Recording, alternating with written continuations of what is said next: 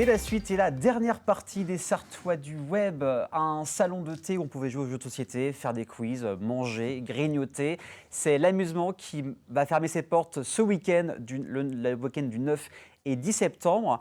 On est allé les voir pour faire un dernier au revoir pour ce nouvel épisode de l'Épicurien. Regardez.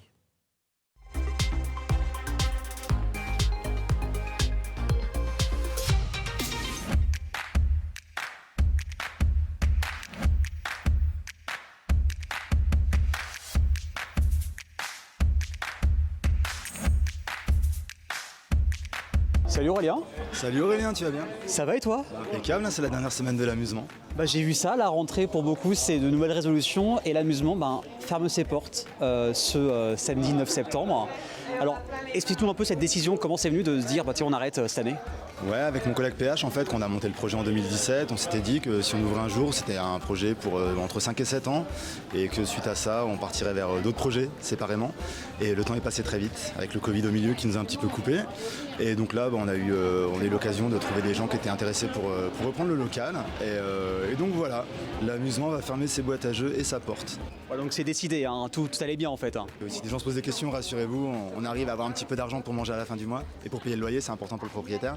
On a vécu 6 superbes années avec des rencontres incroyables, on a connu des gens merveilleux ici. On a vu des couples se former, des bébés naître, des mineurs venir avec leurs parents et revenir avec leurs amis en tant que majeurs.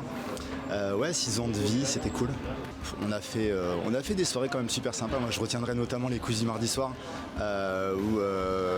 où les gens révisaient pour venir à nos quiz. Il y avait vraiment du challenge, mais tout ça dans la bonne humeur. Il y a eu du quiz sur Harry Potter, Disney, Star Wars. Excellent souvenir aussi, le quiz Jurassic Park, où on avait réussi à contacter un monsieur qui a... le 4x4, la Jeep de Jurassic Park. La vraie Jeep qu'on avait reçue en plus dans l'émission, qui avait ramené sa Jeep juste devant les studios. Donc un grand fan, il a tout. Hein. Ouais, grand fan et grand connaisseur. Hein. Il était venu juste avec une personne qui n'avait pas forcément vu tous les films. Et je crois que c'est lui qui a gagné ce soir-là. Il était hyper calé sur Jurassic Park. Il y a de la préparation hein, avec PH. On les regarde une fois, deux fois. On essaie de trouver des questions un petit peu basiques auxquelles tout le monde peut répondre. Mais aussi d'essayer de vous piéger sur des petits détails. On parlait en off des souvenirs aussi. Il y avait les 5 ans de l'amusement qui t'ont marqué. C'était une grosse soirée il y a un an en plus. Hein. Soirée anniversaire, on avait organisé des petits tournois dans l'après-midi, on avait fait un tournoi de Papayou, un tournoi de Jekyll vs Hyde. En plus il avait fait super beau. Le soir on avait notre pote Kikoyu qui se lançait dans le stand-up et qui était venu nous faire un petit spectacle de stand-up. Je crois que c'était une des premières fois qu'il se produisait devant du public. On avait aussi un ami qui nous avait prêté du matos pour faire du karaoké. Et on se pose aussi la question, à quel jeu jouent le plus les Sartois ici? Excellente question. Alors ce que je pourrais te dire, c'est qu'il est très très rare qu'une journée d'ouverture de l'amusement se passe sans qu'une boîte de Unlock sorte. Donc Unlock, pour ceux qui ne connaissent pas, c'est un escape game avec des cartes, des scénarios qui durent en général 1 heure.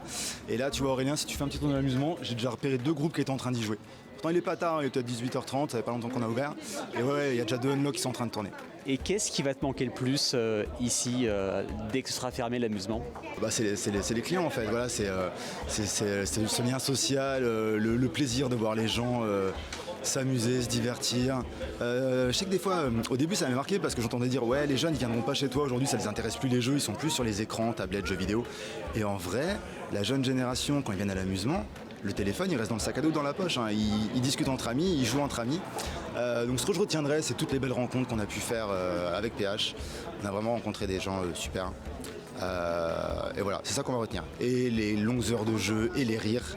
Des fois un peu fort, mais c'était cool. Alors on se dit, voilà, il n'y a plus de bar à jeu, l'amusement ferme. Est-ce que tu penses que d'ici les 2 prochaines années, on pourrait retrouver, par quelqu'un d'autre, un bar à jeu? Je dirais oui, monsieur. Et je dirais peut-être même plusieurs bars à jeu. Moi, je pense vraiment qu'il y a des gens qui réfléchissent à ce projet-là. Et le fait que nous, on arrête, ça va les conforter, à accélérer un petit peu leur réflexion. Je peux dire sans les citer, mais que certaines personnes, notamment certaines personnes déjà installées dans le monde professionnel, nous ont contactés et réfléchissent très sérieusement. Je vais parier, je mettrai une pièce que, avant 1 an et demi, il y a au moins un bar à jeu qui a rouvert sur le Mans.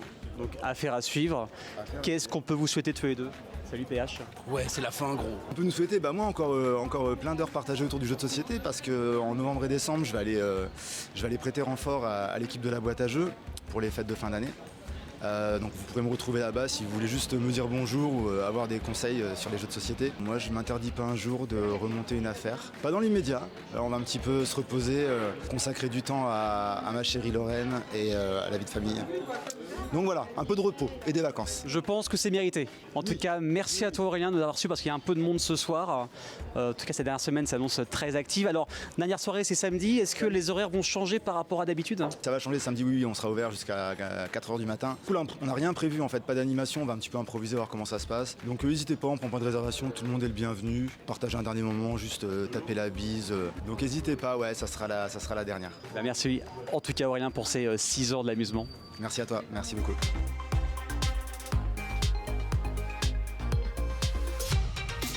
Eh bien, tout le monde a l'amusement ce week-end, samedi soir, pour jouer une dernière fois au jeu de société avec toute l'équipe. Et on va continuer à parler dans la pop culture, mais cette fois-ci de jeux de rôle avec Corentin. Salut Corentin. Bonjour. Comment ça va? Très bien. Donc, tu es gérant de Sortilège Le Mans. Donc, pour citer un petit peu, qu'est-ce qu'on y trouve dans ton magasin? Il y a deux choses importantes. La première, c'est une grande pièce où on a plein de jeux de société. On a à peu près 3000 références. C'est pas mal. On fait ce qu'on peut.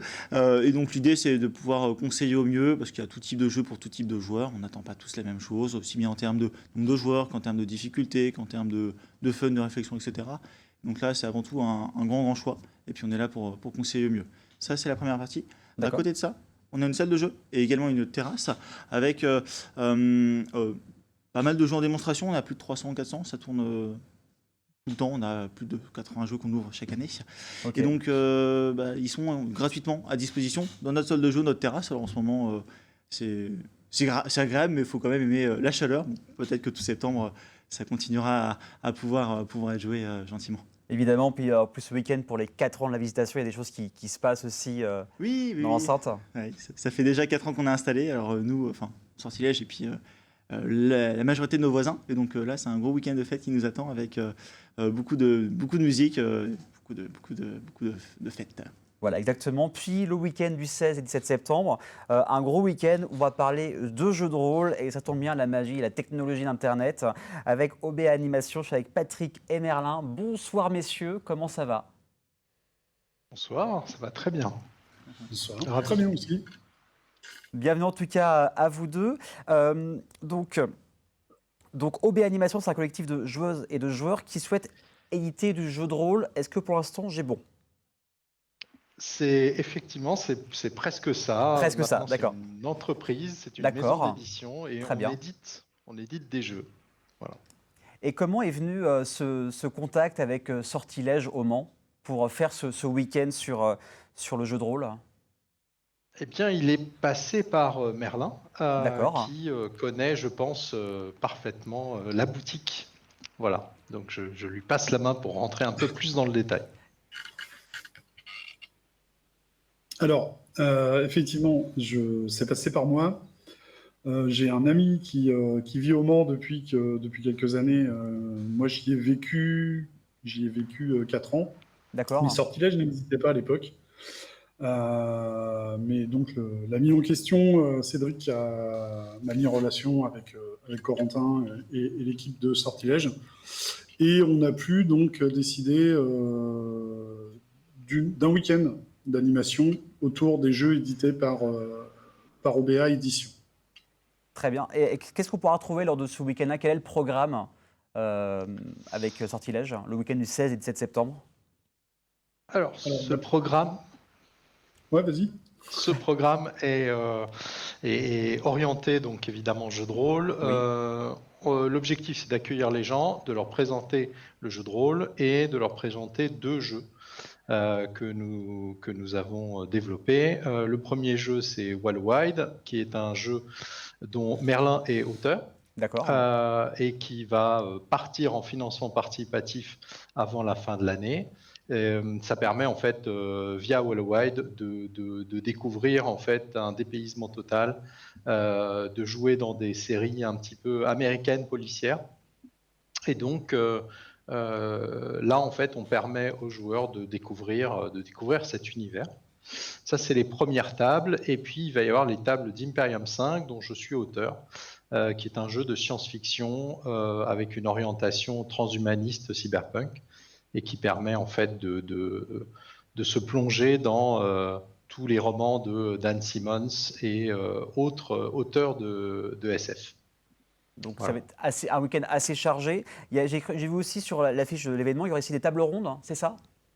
Ouais, alors c'est ce qu'on appelle, nous, on préfère appeler ça des forums ouverts. C'est-à-dire qu'en D'accord. fait, on va accueillir des gens et puis en fait commencer à lancer de la discussion.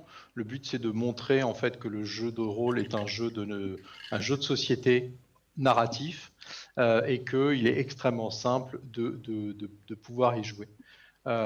Donc c'est la simplicité d'accès, c'est découvrir le jeu de rôle et voir en fait tout ce que le jeu de rôle peut apporter comme univers et comme interaction sociale entre les gens. Parce que quelle est l'image du jeu de rôle aujourd'hui en 2023? Ça a quand même évolué, c'est plus ouvert, Corentin? Ou c'est un peu pas la même galère qu'il y a quelques années? On va vers du mieux quand même, on Ça va y est pas du se mieux quand même, mentir, c'est mieux. Maintenant, il y a encore des séquelles du passé et c'est pas parfait, quoi. On a pas mal de gens qui arrivent avec des idées reçues assez variées, que ce soit sur ouais, c'est assez violent, ou oh, c'est trop difficile, ou on va pas y arriver. Il y a beaucoup d'auto-limitation, des petits blocages comme ça. On le voit régulièrement. Et le but, Merlin, Merlin, c'est quoi les clichés qu'on aurait pu te dire récemment sur le jeu de rôle? Et puis l'idée aussi, c'est de vulgariser, c'est de rendre accessible le jeu de rôle ce week-end-là. Ouais, ça, on est sur une pratique qui, en général, réservée aux geeks. On a cette image du rôliste un peu barbu, à lunettes, enfin, Le cliché, classique, hein. le vrai cliché, Voilà. quoi. Le cliché. Or, le jeu de rôle aujourd'hui, on s'ouvre beaucoup plus. D'ailleurs, là, je vais partir après l'émission jouer dans une association où où il y a de plus en plus de femmes qui viennent jouer, un public qui va de 50 à 16-17 ans.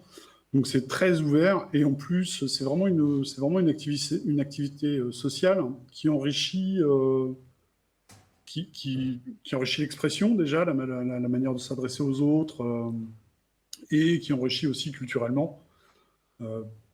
Ne serait-ce que pour pouvoir jouer, parfois on va aller chercher des informations sur l'univers de jeu dans lequel on évolue. Donc c'est vraiment l'expérience enrichissante par essence et qu'on va utiliser et qu'on utilise aussi aujourd'hui de plus en plus dans les formations. Donc ça se démocratise et c'est une bonne chose puisque le jeu de rôle c'est une activité formidable que nous souhaitons partager avec un maximum de gens. Eh ben, on le verra le 16 et le 17 septembre, sortilège à la Visitation. Merci beaucoup Merlin, merci beaucoup Patrick d'avoir pris un peu de temps pour parler d'OBA et surtout de ce que vous proposez. On a hâte de voir Merci. la suite et ce que vous allez faire ce week-end du 16 et 17 septembre. Merci Corentin d'être venu. Merci. Et ben, on te retrouve dès ce week-end à la Visitation pour fêter les 4 ans.